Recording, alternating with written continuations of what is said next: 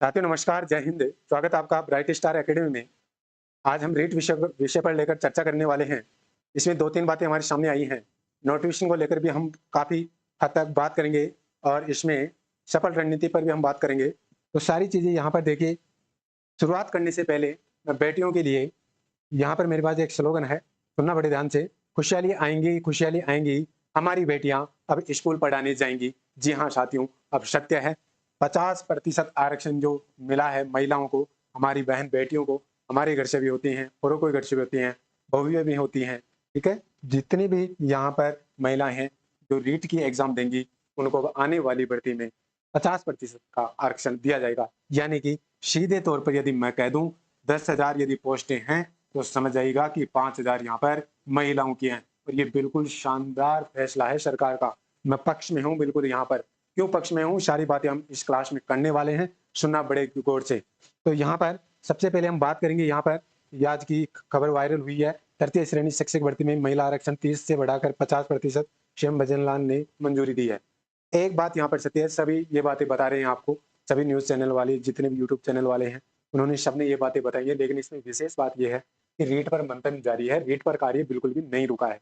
सबसे पहले तौर पर तो मैं आपको कह दूं, मैं बिल्कुल अडिग हूं इस बात पर कि 34,000 पोस्टें आपकी रीट की देखने को मिलेंगी। अब आप ये समझिएगा कि इनमें 17,000 पोस्टें महिलाओं की आने वाली हैं, ठीक है? और जो पद अभी खाली हैं, पद अभी बहुत ज्यादा खाली हैं, 60,000 के करीब करीब पद खाली हैं शिक्षा विभाग में, और किसमें भी शिक्षा विभाग में तृतीय श्रेणी शिक्षक भर्ती की केवल।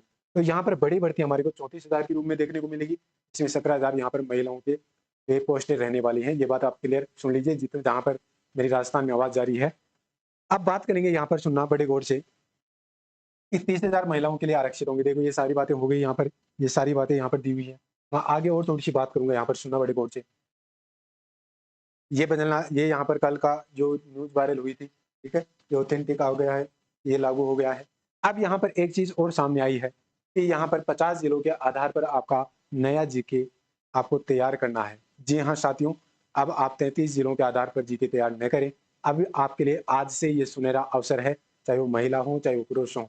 जो भी जिस चीज़ की वो एग्ज़ाम देना चाहता है राजस्थान में, चाहे वो एलडीसी हो, चाहे राजस्थान पुलिस हो, चाहे आपका शिक्षक भर्तियों का हो, तो उनको अब 50 जिलों के आधार पर ही तैयारी करनी है। ये बात बिल्कुल क्लियर है, ठीक है? इस पर मैंने पहले भी एक वीडियोज़ बनाया हुआ है कि 50 जिलों के आधार पर ही बनेगा। मैंने शायद वो जनवरी-फरवरी के अंदर ही बना दिया था। तो मैं वहाँ से मैं बिल्कुल अपडेट था वहाँ पर, ठीक है? जिस तरह से वहाँ पर जिला कलेक्टर बदले गए थे जनवरी-फरवरी के अंदर, उसी समय मेरे को आइडिया ये हो गया था कि यहाँ पर 50 जिलों के आधार पर ही जीके बनेगा, और ये बात बिल्कुल आज सत्य हो गई है, हम सबकी, आप सबकी दुआओं की वजह से। जी हाँ साथियों, तो यहाँ पर मैं बात करूँगा यहाँ पर और भी। तो देखिएगा, यहाँ पर आरपीएससी एक नियम और लेके आई है यहाँ पर, कि भर्तियों में 3 साल पुराना आधार अब अमान्य होगा। यानी 3 साल से ज़्यादा पुराना आपका आधार पुराना नहीं होना चाहिए, यानी आपको उसको अपडेट करवाना है, ठीक है? हाँ, तो देखिए इसमें क्या है, मैं पढ़ के सुना देता हूँ यहाँ पर, आपको दिख रहा होगा, तो ठीक है, नहीं तो मैं पढ़ के सुना देता हूँ। आरपीएससी ने भर्तियों के आवेदन में बड़े बदलाव किए हैं। अब 3 साल पुराना आधार अपलोड करने पर आवेदन रद्द हो जाएगा।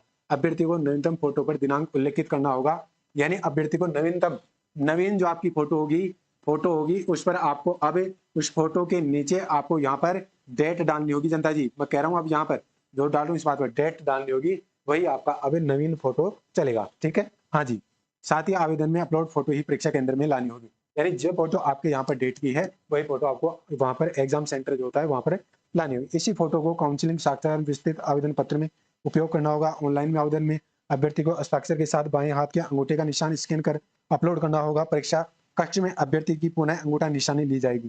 काफी हद तक यहाँ पर जो चीजें हुई हैं, ये सकारात्मक रूप में चीजें हो रही हैं, और ये हम सबके लिए, देखो पेपर लीक की घटनाओं ने पिछली सरकार की कमर तोड़ी थी।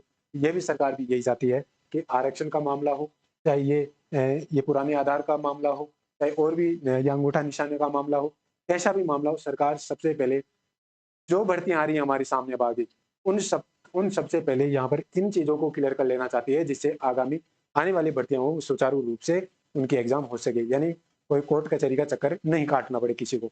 जी हाँ साथियों, आरक्षण यहाँ पर लागू हो जाएगा। शायद 10 जुलाई के आसपास ये बता रहे हैं कि यहाँ पर पूर्ण बजट का फैसला होगा। पूर्ण बजट, उसमें आपकी भर्तियां आएंगी, कितनी क्या आने वाली है, ये सभी पर बाद में हम चर्चा करेंगे। और तो आपको अब मैं और बात कह देना चाहता हूँ यहाँ पर थोड़ी सी बात मेरी रह गई है अधूरी। यहाँ पर देखिए हमारे सबके घरों में बहन बेटियां हैं, ठीक है, ये बात क्लियर है। सभी को लाभ मिलेगा, जिन्होंने बीएड कर रखी है सबको लाभ मिलेगा, जो जितना पढ़ेगा वो इतना आगे जाएगा। लेकिन जो हमारी माताएं बहनें हैं वो भी इतना ये नहीं सोचें कि हमारा ये सिलेक्शन यहाँ पर हो जाएगा और हम घर परिवार को ही भूल जाएं। ऐसा कभी मत करना अपनी ज़िंदगी में।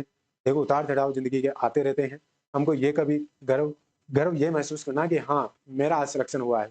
ये कभी ऐसा मन में वहम मत पालना कि अपने परिवार से झगड़े करें या कुछ ऐसी स्थिति बने, क्योंकि ऐसी चल रही है चर्चाएं हैं अभी, ठीक है। तो मैं एक पुरुष के नाते ये बात कह देना चाहता हूँ कि आपको इन चीज़ों से परे हटके और आपको सकारात्मक रूप में तैयारी करनी है।